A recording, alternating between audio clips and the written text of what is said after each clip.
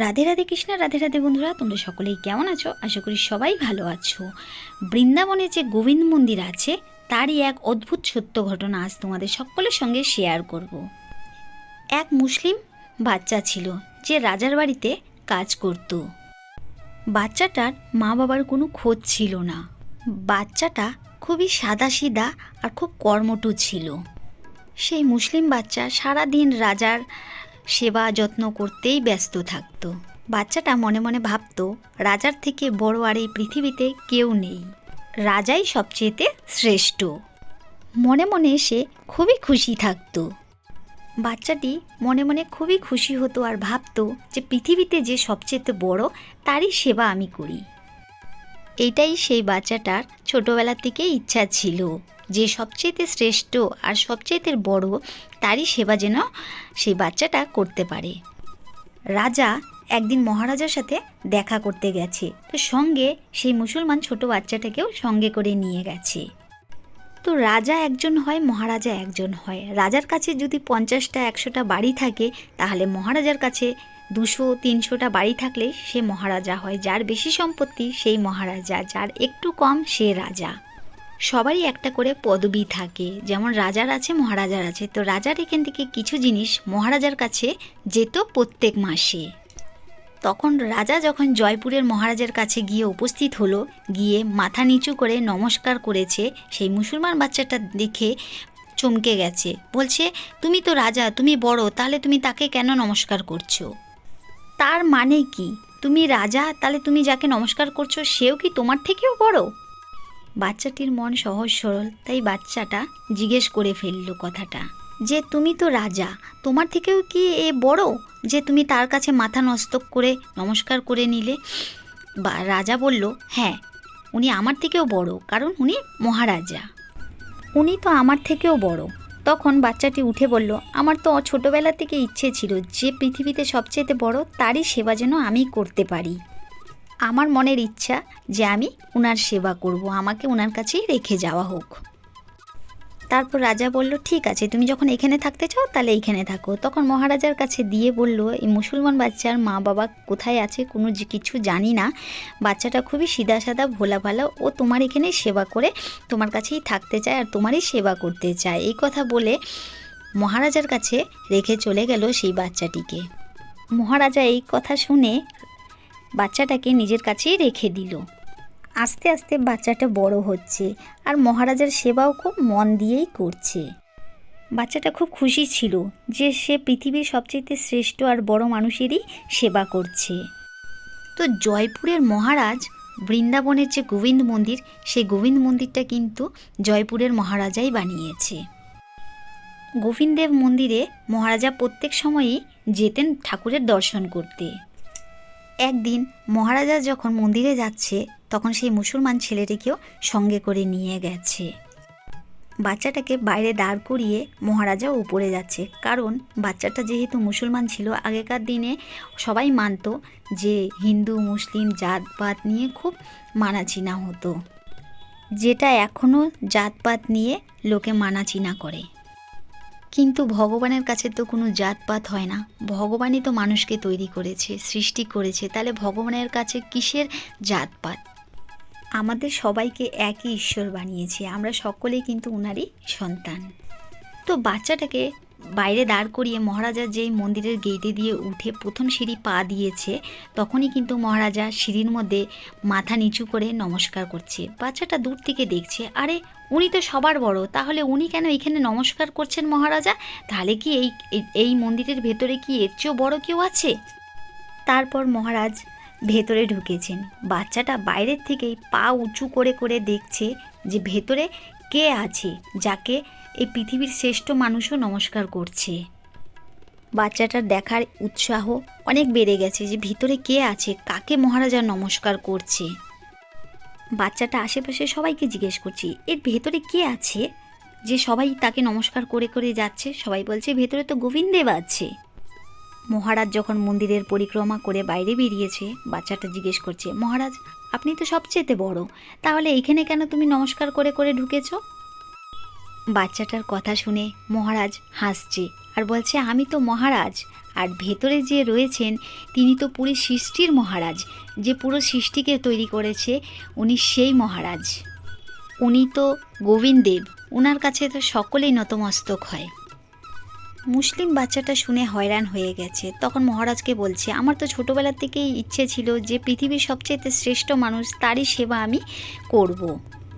এখানে তো আপনার থেকেও বড় মানুষ এখানেই রয়েছে, তাহলে আমি এখন থেকে ইনারই সেবা করতে চাই। আমি আগে রাজার সেবা করতাম, রাজার এখান থেকে আপনার এখানে এসেছি, এসে যখন দেখলাম আপনি রাজার থেকেও বড়, আপনার সেবা করছি। এখন এখানে এসে দেখছি আপনি এখানেও নমস্কার করছেন, তার মানে আপনার থেকেও সে বড়, তার জন্য আমি এখানেই সেবা করতে চাই। আপনিই তো বলেছেন যে গোবিন্দের দেব সবচেয়ে বড়, তাহলে আমি ওনারই সেবা করব। মহারাজ কি করে না করবে? সেই ছোট্ট বাচ্চাটা ঠাকুরের সেবা করতে চাইছে, এখানে তো না করা যাবে না। তারপর মহারাজ গোস্বামীকে ডেকে বলেছে যে এই বাচ্চাটা এখানে সেবা করতে চায়, ওকে এখানে একটা কোনো কাজ দেওয়া হোক। তো গোস্বামীজি বলছে, ও তো মুসলিম বাচ্চা, ও তো মন্দিরে ঢুকতে পারবে না, মন্দিরের বাইরে যা কাজ আছে সেই কাজই সে করবে। তো মহারাজ বলেছে যে ঠিক আছে, কোনো ব্যাপার না, মন্দিরের বাইরে থেকেই সে ভগবানের সেবা করবে। বাচ্চাটাকে জুতো চপ্পল রাখার দায়িত্ব দেওয়া হোক। যেই ভক্তরাই মন্দিরে ঢুকে খালি পায়ে জুতো খুলে মন্দিরে গিয়ে দর্শন করে আসে, সেই জুতো দেখভালের দায়িত্বই ওকে দেওয়া হোক। তো মুসলিম বাচ্চাটা খুব খুশি হয়েছে যে জুতো দেখরেখ করবো, একদিন না একদিন তো ভেতরে যে থাকে তিনি সাথেও আমার দেখা অবশ্যই হবে, একদিন না একদিন তো উনি বেরাবে এখান থেকে, ঠিক আমার দেখা হবে। আমি তো ওনার দরজার সামনে থাকার সুযোগ পেয়ে গেছি, যে পৃথিবীর সবচেয়ে শ্রেষ্ঠ মানুষ তারই আমি সঙ্গে থাকার সুযোগ তো পেয়েছি, বাইরে থাকছি তো কি হয়েছে, একদিন না একদিন তো আমার অবশ্যই ওনার সাথে দেখা হবে। এখানে দাঁড়িয়ে থাকলেই তো আমি দেখতে পাবো। আমি খুব খুশি, আমি এই কাজটা পেয়েছি, আমি অনেক খুশি এখানে থেকে। তারপর মহারাজ সেই মুসলিম বাচ্চাটাকে ওখানে রেখে উনি চলে গেছেন। তো মন্দিরে যত ভক্তরা আসতো চপ্পল খুলে সিঁড়ি দিয়ে উঠতে উঠতে গোবিন্দ গোবিন্দ রাধে রাধে করতে করতেই যেত উপর পর্যন্ত। এই কথা শুনে সেই মুসলিম বাচ্চাটার মুখেও সবসময় গোবিন্দ গোবিন্দ রাধে রাধে, সবসময় সেও এই জপই করতে থাকতো। এইভাবেই মুসলিম বাচ্চাটা আস্তে আস্তে বড় হতে হতে হতে বৃদ্ধ হয়ে গেল। সে কিন্তু আশাই থেকে গেল যে কোন দিন ভেতর থেকে গোবিন্দজি বেরাবে আর তার সাথে বাবার দেখা হবে। একটু সুযোগ পেলেই উকি মেরে দেখতে চাইতো যে ভিতরে কে আছে, কিন্তু দেখতে আর সে পারত না। কিন্তু বাবার মনে অনেক শান্তি ছিল যে পৃথিবীর সবচেয়েতে বড় শ্রেষ্ঠ মানুষ ভেতরে আছে আর আমি বাইরে বসে ওনার সেবা করছি। সকল ভক্তরা বাবাকে গোবিন্দ গোবিন্দ করত। বাবার মনেও খুব ইচ্ছে ছিল যে সবাই গোবিন্দ গোবিন্দ গোবিন্দ বলে, কিন্তু গোবিন্দকে আমি আর কবে দর্শন পাবো। তো বাবার আস্তে আস্তে বয়স হতে লাগলো, ভাবলো যে এখন আর কি আর কতদিন বাঁচবো, এখন পর্যন্ত গোবিন্দজির দর্শন আর পেলাম না, আজকে রাত্রে আমি মন্দিরের সিঁড়িতেই থাকবো, দেখবো গোবিন্দজি রাত্রেবেলা বেরায় কি বেরায় না, বেরালেই আমার গোবিন্দজির সাথে দেখা হয়ে যাবে। সেই সিঁড়িতে বসে বসে গোবিন্দ গোবিন্দ রাধে রাধে করতেই রয়েছে। তো সেই রাত্রেই মন্দিরের দরজা খুলেছে আর ওখান থেকে চলে এসছেন আমাদের গোবিন্দজি ঠাকুরজি আর সঙ্গে রাধারানী। যেই বেরিয়ে এসে চারিদিক আলোয় ভরে গেছে, সেই মুসলিম বাবা তখন রাধারানী আর গোবিন্দজিকে দেখতেই রয়েছে। মুসলিম বাবাটা বলছে, আপনি কে? বলছে, আমি গোবিন্দ দেব। বলছে, আপনি এই মন্দিরের মহারাজ, আপনি সবচেয়ে শ্রেষ্ঠ বড় মহারাজ? ভগবান শ্রীকৃষ্ণ হেসে বলছে, হ্যাঁ, আমি এইখানের শ্রেষ্ঠ মহারাজ। তারপর রাধারানীকে দেখে বলছে, উনি কি আপনার বেগম? ভগবান শ্রীকৃষ্ণ হেসে বলছে, হ্যাঁ, উনি আমার বেগম। আমি তো এইখানে বসে বসে আপনাদের সকলের অপেক্ষা করছি যে কবে আপনাদের দর্শন আমি পাবো। তারপর বলছে, আপনি দেখতে খুব সুন্দর, আপনার মতন সুন্দর তো আর কেউ হবেই না। বাবা শ্রীকৃষ্ণকে আর রাধারানীকে এক দৃশ্যে তাকিয়েই রয়েছে। তখন ভগবান শ্রীকৃষ্ণ বলছে যে চলো আমার সঙ্গে। তখন বাবা বলছে, কোথায় যাব? এত রাত্রে তো কোথাও যাওয়া ঠিক না, আপনি ভেতরে চলে যান। ভগবান কৃষ্ণ বলছে যে না, চলো, আমি তোমাকে আমাদের পৃথিবী দেখাতে নিয়ে যাব। এত গল্প শুনেছি, কিন্তু এই গল্পটা একটু অন্যরকম, যে ভগবান শ্রীকৃষ্ণ নিজেই নিধিবনে সেই মুসলিম বাবাকে নিয়ে গেছে। যত তুলসী গাছ ছিল সব তুলসী গাছ থেকে গোপী হয়ে গেছে, আর মুসলিম বাবা দেখতেই রয়েছে। আর ওখানে দেখতে দেখতে মুসলিম বাবা ভাবছে মহারাজার গোবিন্দজির এত বেগম, তার মানে উনিই সবচেয়েতে শ্রেষ্ঠ এই পৃথিবীর মহারাজা, বাদশাহ। ওনার মতন তো এই পৃথিবীতে আর কেউ হতেই পারে না। এটা ভাবতে ভাবতেই ভোর হতে চলল। তো ভগবান শ্রীকৃষ্ণ, রাধারানী আর মুসলিম বাবা মন্দিরের দিকে প্রবেশ করছে। ঢোকার আগেই রাধারানী আর গোবিন্দজি মন্দিরের ভিতরে প্রবেশ করছে। বাবা তখন তাদেরকে দাঁড় করিয়ে দিয়েছে। মহারাজ দাঁড়াও। মহারাজ ঘুরে তাকাচ্ছে, মানে আমাদের গোবিন্দজি ঘুরে তাকাচ্ছে, বলছে কেন, কি হয়েছে? বলছে মন্দিরের ভিতরে তো চপ্পল পরে যাওয়া নিষিদ্ধ, তাহলে চপ্পলটা এখানেই রেখে যেতে হবে। যে রাধারানী পায়ে চপ্পল পরে রয়েছে সেই চপ্পলটাও কিন্তু খুলে রেখেই যেতে হবে এইখানে। হাত জোর করে বিনতি করছি গোবিন্দজি, জুতো আর চপ্পল এখানেই খুলে রেখে যেতে হবে। এটাই তো আমার কাজ, কে জুতো পরে যাচ্ছে সেটাই আমার দেখা কাজ। সবাই যখন জুতো খুলে যায় আপনিও এখানে জুতোগুলো খুলে রেখে যান। গোবিন্দজি হেসে হেসে বলছে এটা তো আমারই মন্দির, তাহলে আমি কেন জুতো খুলে যাব এখানে? এখানকার মহারাজ তো আমি, আর উনি আমার রানী, তাহলে আমরা কেন জুতো বাইরে রেখে যাব? জুতো আমাদের পরেই যেতে হবে। মুসলিম বাবা কিছুতেই জুতো পরে যেতে দেবে না, বলছে না মহারাজ, জুতো এখানেই খুলে রেখে যেতে হবে। আমি জানি আপনি এখানকার রাজা, কিন্তু আমারও তো একটা কর্তব্য আছে, যে জুতো পরে এই মন্দিরের ভিতরে কেউ প্রবেশ করতে পারবে না, তাই হাত জোর করে বিনতি করছি জুতোটা এখানেই খুলে রেখে যান। ভগবান শ্রীকৃষ্ণ ভাবছে যে মুসলমান বাবা তো খুব জিদ্দি আছে, জুতো পরে আমাদের কিছুতেই ঢুকতে দেবে না, আর এদিকে ভোর হয়ে যাচ্ছে, ভক্তরাও মন্দিরে চলে আসবে। এত কথা না বাড়িয়ে রাধারানী আর আমাদের ভগবান শ্রীকৃষ্ণ জুতো দুখানা খুলে মুসলিম বাবার কাছে রেখে মন্দিরে প্রবেশ করেছে।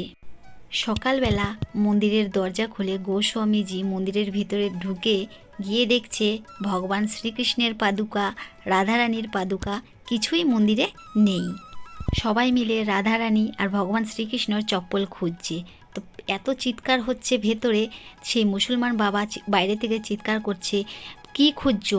ভেতরে মহারাজের জুতো খুঁজছো, গোবিন্দজির জুতো খুঁজছো? গোবিন্দজি আর রাধারানীর জুতো তো বাইরে রয়েছে।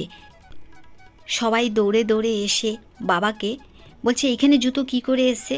আর কিছুই না বুঝে না শুনে সেই মুসলিম বাবাকে সবাই মিলে মারধর করা শুরু করে দিয়েছে। কোনো কারণ ছাড়াই মারা শুরু করে দিয়েছে। বাবা বলছে দাঁড়াও, কালকে মন্দিরের ভেতর থেকে স্বয়ং গোবিন্দজি আর তার বেগম রাধারানী বেরিয়েছিলেন, তখন জুতো আমি এখানে জোর করে রেখে দিয়েছি। ভগবান শ্রীকৃষ্ণ আর রাধারানী জুতো পরে যাওয়ার জন্য অনেক জোর করেছিল, কিন্তু আমি নিয়ে যেতে দিইনি, কারণ এখানে আমি কাউকে মন্দিরের ভেতরে জুতো পরে যেতে দিই না, তার জন্য রাধারানী আর শ্রীকৃষ্ণকেও জুতো পরে যেতে দিইনি।